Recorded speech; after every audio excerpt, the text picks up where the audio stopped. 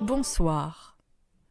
Vous est-il déjà arrivé de faire un rêve tellement réaliste que vous aviez du mal à savoir si c'était seulement un rêve ou la réalité, ou alors de vivre des moments dans votre vie de tous les jours et avoir cette sensation étrange de l'avoir déjà vécu? C'est précisément ce genre de situation que vivent certains personnages dans les chroniques de minuit. Bienvenue à vous, voyageurs de la nuit.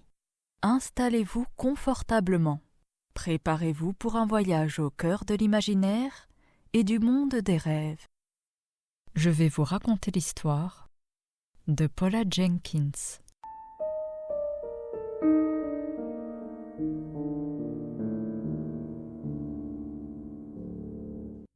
Paula est étudiante à l'université d'Oxford en Angleterre. Dans le cadre de ses études, elle est amenée à participer à un programme commun entre le British Museum et le musée du Caire. Ce programme, qui se déroulait à la fin de l'été, consistait à assister des archéologues confirmés dans différentes recherches dans la vallée des Rois et sur plusieurs autres sites. Paula avait été assignée au groupe de recherche de la pyramide de Khéops. Bien que l'essentiel fût déjà découvert, plusieurs égyptologues avaient émis l'hypothèse que cette pyramide n'avait pas dévoilé tous ses mystères. Grâce aux nouvelles technologies, l'équipe avait réussi à détecter plusieurs chambres non explorées. Il allait donc falloir creuser pour y accéder. C'était un travail long et fastidieux, et parfois même dangereux. Il est déjà arrivé que la structure ne soit pas assez stable et qu'il en résulte des éboulements. Mais heureusement, il n'y avait eu aucun blessé. Paula, elle, était avec une équipe qui creusait une entrée du côté ouest de la pyramide.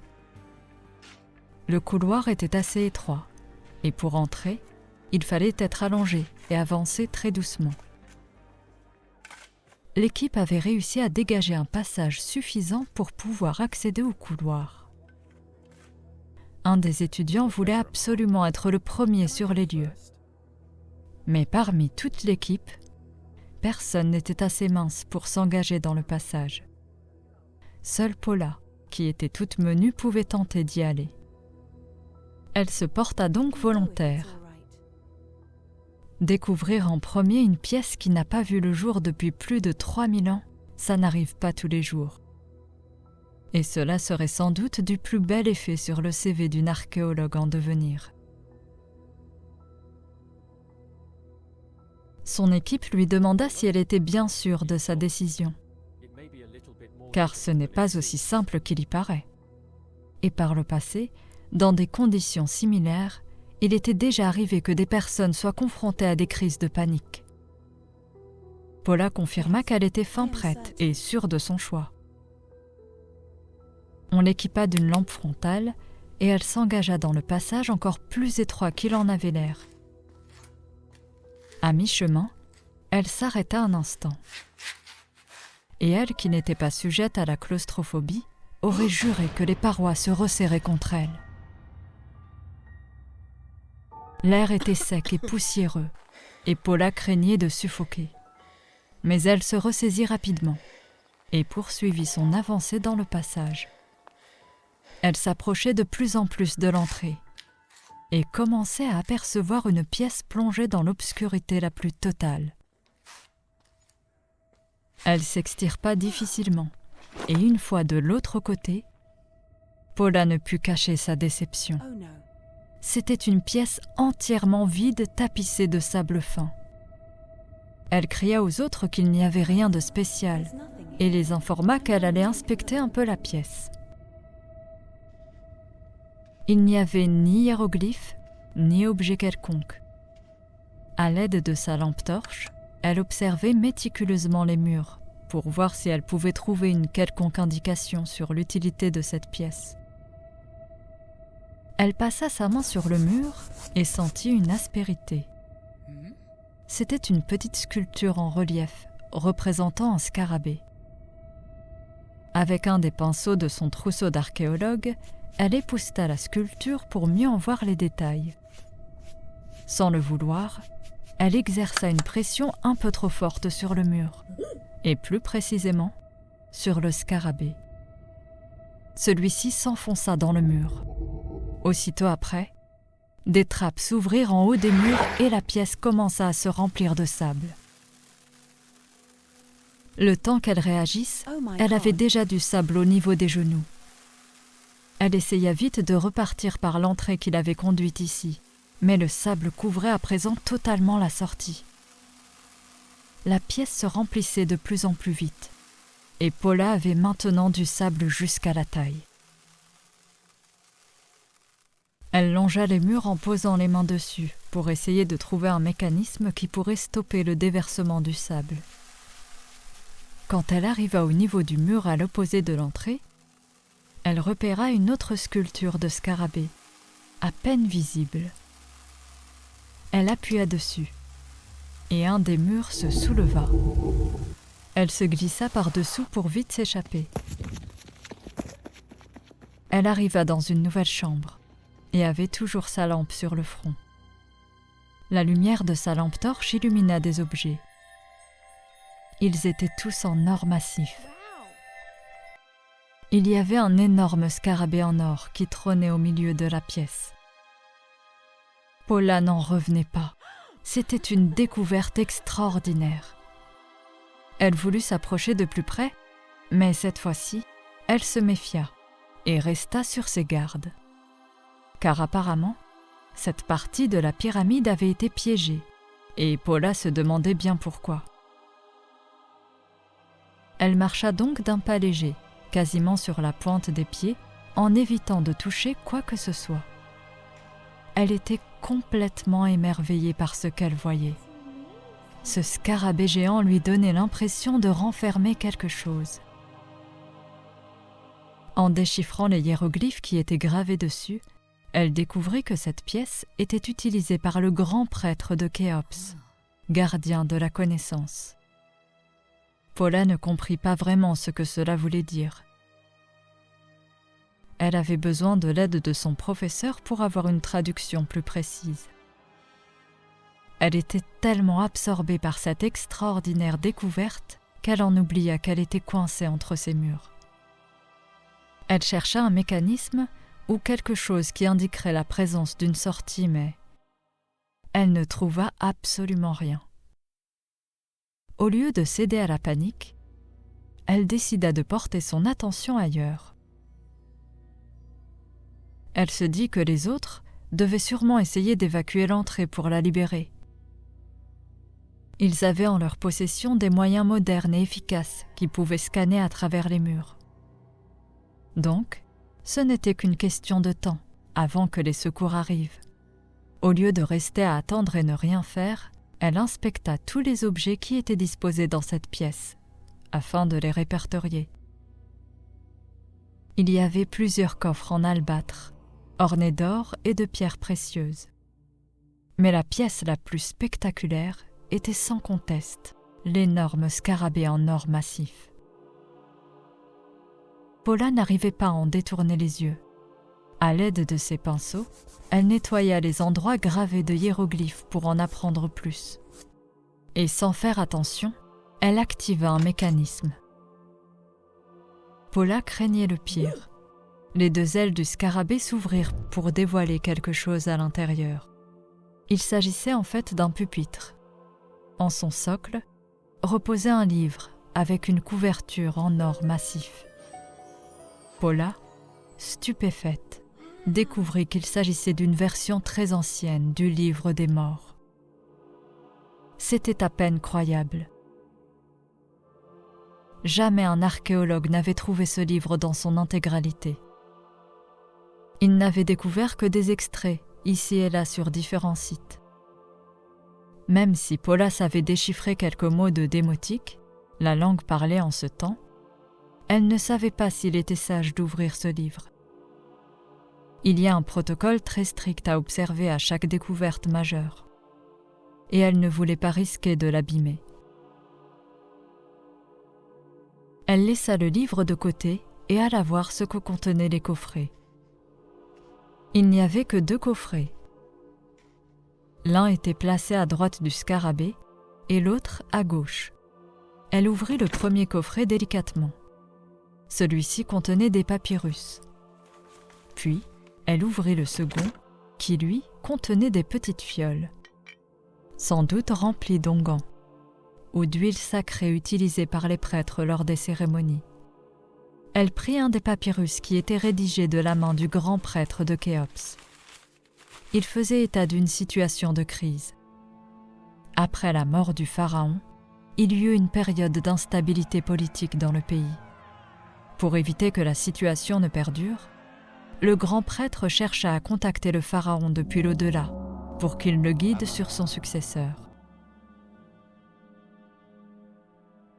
Car plusieurs de ses fils se disputaient le trône et le pharaon, qui était mort subitement, n'avait pas explicitement désigné son successeur. Ce fut pour ce prêtre le point de départ de recherche dans un domaine jusqu'alors inconnu. Paula apprit sur un autre papyrus que le prêtre avait réussi à passer dans l'autre monde et à en revenir sain et sauf. Elle resta dubitative. Tout cela était à peine croyable. Il devait sûrement s'agir d'une métaphore, car une telle chose n'est évidemment pas possible. Il était noté dans un dernier papyrus toute la marche à suivre. Paula, qui attendait désespérément les secours, avait besoin de s'occuper, et la tentation était beaucoup trop forte. Elle prit la décision de tenter l'expérience. Elle suivit minutieusement les instructions. Elle devait porter 2 manchettes en or à ses poignets qui étaient placées sous le pupitre. Ces manchettes étaient une sorte de clé qui allait lui permettre d'accéder au livre des morts. Elle devait lire à haute voix la dernière page du livre et renverser le contenu d'une des fioles à ses pieds. Et normalement, cela devait ouvrir la porte invisible vers l'au-delà. Elle procéda donc au rituel en respectant toutes les indications du grand prêtre. Et comme elle le soupçonnait, rien ne se produisit. Mais à peine quelques minutes après, Paula se sentit mal. Elle commençait à suffoquer et n'arrivait plus à reprendre sa respiration. Elle était prise de terribles vertiges et de sueurs froides.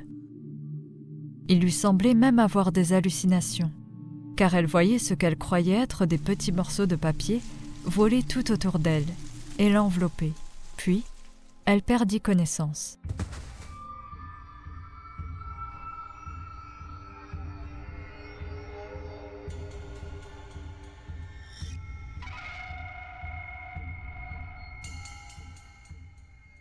Lorsqu'elle se réveilla, tout était sombre autour d'elle. Elle voulut se lever, mais il était difficile pour elle de faire le moindre mouvement. Il semblait qu'elle était bloquée dans un espace exigu.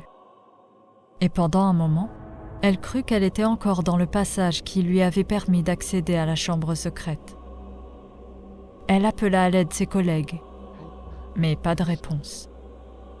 Elle entendait quelque chose bouger au-dessus d'elle. Puis, une lumière aveuglante apparut. Lorsque ses pupilles s'ajustèrent à la lumière, elle crut avoir une vision d'horreur. Pensant qu'elle rêvait, elle ferma les yeux et les réouvrit plusieurs fois. Mais ce qu'elle voyait resta inchangé.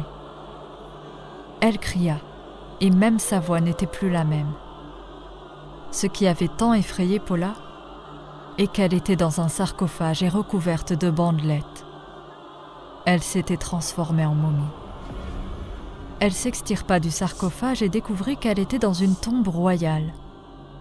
Horrifiée, Paula essaya de retirer les bandelettes, mais elle n'y parvenait pas. C'est comme si elles étaient soudées à sa peau. Ses mouvements étaient lents et elle n'arrivait pas à prononcer le moindre mot. Ce n'étaient que des grognements incompréhensibles. Paula était en plein cauchemar et ne savait pas comment se sortir de cette situation. Elle regretta amèrement d'avoir procédé au rituel. Soudain, elle entendit des coups de pioche dans le mur tout près d'elle. Elle se dit que ce devait être les secours et elle se dirigea en direction du bruit. Après un dernier coup de pioche, le mur céda et elle vit 2 hommes vêtus de vêtements traditionnels de la période antique entrer. Ils portaient des sacs et ils les remplirent de tous les objets de valeur qu'il y avait dans cette tombe. Paula n'y comprenait rien. Mais où avait-elle atterri ? C'était comme si elle avait fait un saut dans le passé. Et après avoir pris un temps considérable pour aller vers eux, elle s'aperçut que ces hommes ne la voyaient même pas. Après avoir pillé une grande partie de cette tombe royale, les deux hommes rebroussèrent chemin. Mais ils furent arrêtés au niveau de l'entrée qu'ils avaient creusée. Plusieurs prêtres avaient été alertés par le bruit des coups de pioche. Les deux hommes furent appréhendés, les objets remis à leur place. Quant à l'entrée, elle fut rebouchée sur le champ. Paula resta spectatrice de toute la scène, et malgré tous ses efforts, personne ne semblait la voir. C'était comme si elle était sur un autre plan astral invisible aux vivants. Mais ce qui l'intriguait le plus, est comment avait-elle fait pour remonter le temps ? Alors qu'elle portait ses mains à son visage et qu'elle éclata en sanglots, elle remarqua qu'elle avait encore les manchettes en or à ses poignets. Ce détail aurait pu être insignifiant, mais elle remarqua qu'il y avait des scarabées en cristaux qui avaient une lueur incandescente. Et ils semblaient pouvoir être amovibles, comme s'il était possible de les tourner vers différents angles. Elle tenta de bouger les cristaux, et juste après, elle ressentit une secousse d'énergie dans toute la pièce. Elle se retrouva à nouveau dans la pièce secrète qu'elle avait découverte au début, celle avec le scarabée d'or. Mais elle constata rapidement que même si elle était de nouveau dans la pyramide de Khéops, elle était en revanche toujours à la même époque. Car juste en face d'elle se tenait un groupe de prêtres qui procédaient à une cérémonie. Ils parlaient en ancien égyptien, mais Paula les comprenait parfaitement. Au cours de la cérémonie, l'un des prêtres mit les manchettes à ses poignets, et il suivit le même rituel que Paula avait fait. À une différence près, il avait tourné les cristaux des deux manchettes dans un sens bien différent. Paula était très attentive, car elle se disait que cela pourrait être la clé pour mettre fin à ce cauchemar. Elle tourna les cristaux dans le même sens que celui fait par le prêtre, et elle se retrouva dans une autre partie de la pyramide. Il y avait de longs couloirs qui menaient à plusieurs endroits. Elle n'était plus enfermée dans une pièce. Elle pouvait donc essayer de trouver une sortie. Cette pyramide ressemblait à un vrai labyrinthe, et Paula marchait aussi vite qu'elle le pouvait, en espérant enfin sortir d'ici. Alors qu'elle évoluait dans les galeries, elle s'arrêta un moment, interpellée par un bruit familier. C'était une sonnerie de portable. Et cela ne pouvait dire qu'une chose. Elle était de retour à notre époque. Elle tenta d'appeler à l'aide, mais sa voix était étouffée par les bandelettes qui recouvraient sa bouche. Plus elle marchait, et plus il lui semblait qu'il y avait de la lumière au loin. Elle tomba ensuite nez à nez avec son équipe, qui ne ménageait pas ses efforts pour tenter de lui porter secours. Elle posa la main sur l'épaule d'une des personnes qui essayait de déblayer l'entrée. C'était un des étudiants qui travaillait avec elle. Il se retourna, et en apercevant Paula, il se mit à hurler, et il voulut prendre la fuite. Et pour cause, Paula avait toujours l'apparence d'une momie vieille de 3000 ans. Elle s'agrippa à lui et tentait de lui faire comprendre qui elle était. Un mouvement de peur et de panique envahit alors le reste du groupe. Ils évacuèrent aussi vite les lieux, et certains se demandaient s'ils n'étaient pas en train de rêver. À sa grande surprise, Paula réalisa qu'il restait une personne. Un égyptologue qui supervisait les recherches sur le site. Étrangement, l'homme ne semblait pas effrayé. Bien au contraire, il avait même plutôt l'air intrigué. Il dirigea sa lampe torche vers Paula, pour la voir plus distinctement. Il remarqua immédiatement les manchettes en or autour de ses poignets. Paula essayait en vain d'expliquer ce qui lui était arrivé, mais ce qu'elle disait était totalement incompréhensible. Le professeur Amar L'égyptologue en face d'elle lui parla en égyptien antique. Puis, il releva la manche de sa chemise et dévoila un tatouage de scarabée. Ce tatouage était identique au scarabée géant trouvé par Paula, ainsi que ceux qui étaient en pierre précieuse et qui étaient placés sur les manchettes. Comme il ne pouvait pas comprendre ce que cette momie disait, il lui demanda de bouger la tête pour dire oui ou non. Il demanda à la momie si elle était un souverain des temps passés. La momie répondit non. Paula faisait des gestes vers la partie ensevelie du passage par lequel elle était entrée. Mais le professeur Amar ne comprenait pas. C'est alors qu'elle aperçut au sol son badge d'identification. Elle avait dû le faire tomber avant d'entrer dans le couloir creusé dans la pyramide. Elle fit des signes pour lui dire quelle était la personne en photo sur le badge d'identification. Le professeur finit par comprendre que la momie était en réalité Paula. Il resta un moment à réfléchir à haute voix. D'après certains mythes bien connus ici, cette pyramide abriterait une pièce secrète, utilisée autrefois par les prêtres du pharaon. Cette pièce renfermerait les secrets de l'ancienne Égypte, là où les prémices de la magie étaient nées. Les prêtres s'en servaient principalement pour protéger les intérêts du pharaon, que ce soit dans ce monde ou dans l'autre. Afin d'empêcher que ces puissants artefacts tombent entre de mauvaises mains, une société secrète fut créée et veillée dans l'ombre.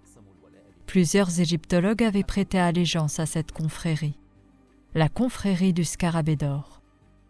Et le professeur Amar lui-même en faisait partie. Il se doutait que quelque part dans la pyramide de Khéops se trouvaient les manchettes en or d'Imosis, le grand prêtre de Khéops. Ces manchettes avaient plusieurs pouvoirs en leur possession. Le voyage dans différents plans astraux, ainsi que la possibilité de faire des sauts dans le temps. Paula hochait la tête pour lui faire comprendre que c'était bien ce qui lui était arrivé. Quelque chose avait du mal tourné pour qu'elle se retrouve dans cet état. Il observa les manchettes d'un peu plus près et trouva cela tout à fait fascinant. Il soupçonnait qu'il y avait différentes combinaisons possibles, en tournant les cristaux dans un sens bien particulier. Chaque point cardinal devait avoir un usage précis. Il demanda à Paula de les tourner dans le sens opposé à celui effectué auparavant. Paula s'exécuta et tourna les cristaux dans le sens inverse. Le professeur espérait que son hypothèse soit correcte. À peine quelques secondes après, Paula s'évapora sous ses yeux. Elle se retrouva à son point de départ, dans le conduit étroit pour accéder à la chambre découverte, grâce au scanner topographique. Elle n'arrivait pas à avancer, et alors qu'elle était presque arrivée de l'autre côté, elle sentit des mains s'agripper à elle, pour l'attirer dans la pièce secrète. Lorsqu'elle regarda pour voir qui essayait de l'aider, elle s'aperçut qu'il s'agissait d'une momie, et elle se mit à crier et à appeler à l'aide. Elle entendit ensuite une voix lui dire de se calmer et que tout irait bien. Elle s'était en fait évanouie dans le passage creusé pour accéder à la galerie. Ne pouvant arriver à elle rapidement, il fallait une autre personne d'un gabarit identique pour aller la chercher. Paula fut sortie du conduit et elle demanda ce qu'il s'était passé. L'équipe lui expliqua alors qu'elle s'était engagée dans le passage qui était beaucoup trop étroit. Elle fit une crise de panique et manqua d'air. Elle perdit connaissance pendant de très longues minutes. L'équipe put constater qu'elle respirait toujours. Il devait vite trouver un moyen de la secourir, mais sans risquer que tout ne s'effondre sur elle. Il fallait une personne avec à peu près la même corpulence pour aller la chercher et la retirer du passage sans qu'elle ne se blesse. Paula parla alors de la pièce piégée et remplie de sable, ainsi que de la chambre secrète avec le scarabée d'or. Tout le monde la regardait d'un air inquiet, pensant qu'elle devait sûrement être sous le choc. Ils lui expliquèrent que rien de ce qu'elle disait n'était arrivé. S'étant évanouie, elle n'avait jamais accédé à la pièce de l'autre côté du passage. Paula rétorqua que cela avait l'air tellement vrai, et elle demanda même à y retourner pour le prouver. Mais l'équipe l'en empêcha. Elle avait l'air très perturbée, et l'archéologue en chef pensa qu'il était plus prudent de l'envoyer à l'infirmerie du site. Elle avait quelques égratignures, mais rien de bien méchant. L'infirmière lui mit un masque à oxygène, car elle avait manqué d'air frais pendant un certain temps. Elle lui dit de se reposer un instant et elle sortit de la pièce. Grâce à l'oxygène, elle commençait à se sentir mieux et le terrible mal de tête qu'elle avait commençait à se dissiper. Mais quelque chose d'autre la gênait. Elle avait des démangeaisons, comme si elle faisait une crise d'urticaire ou qu'elle avait été piquée par des insectes. Elle retroussa les manches longues de son t-shirt et elle aperçut des marques qui semblaient avoir été faites par des bandages ou des bandelettes de momification.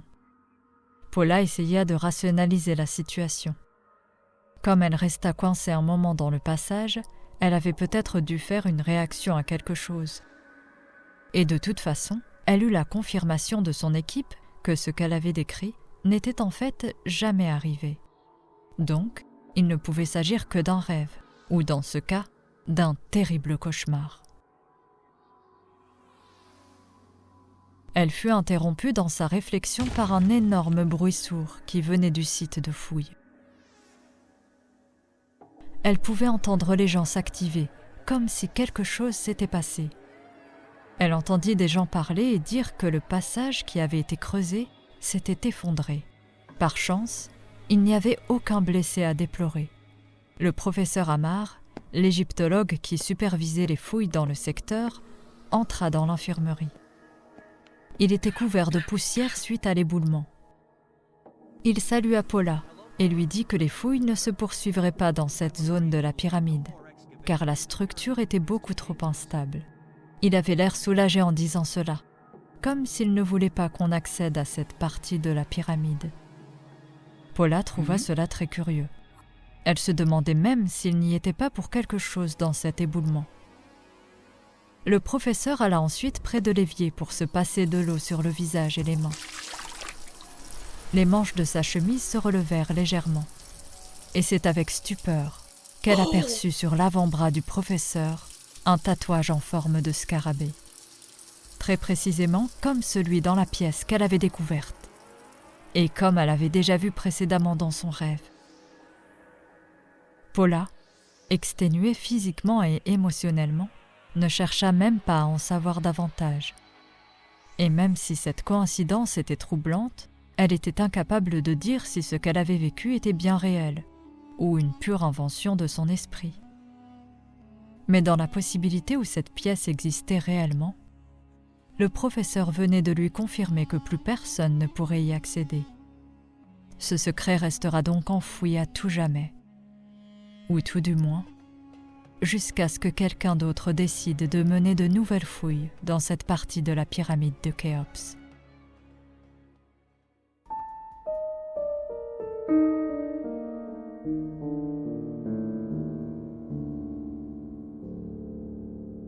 Merci d'avoir suivi cet épisode.